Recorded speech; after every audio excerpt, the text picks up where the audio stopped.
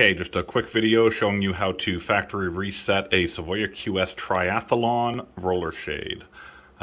This one has a fascia on it, so any triathlon roller shade with a fascia, the button is going to be on the bottom left corner. If it doesn't have a fascia and it's being reverse rolled, it's going to be on the bottom right corner. Okay, I have my camera set up below the shade so we can get a better angle of what I'm doing here.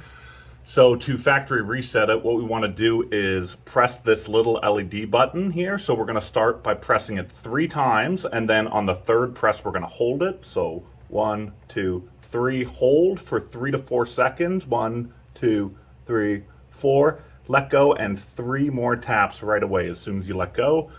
If you see, the LED is going to flash green, then red, then green, then red, then green, then red. That lets us know that it's been factory reset. This will not delete your open and close limits, but it will factory reset it.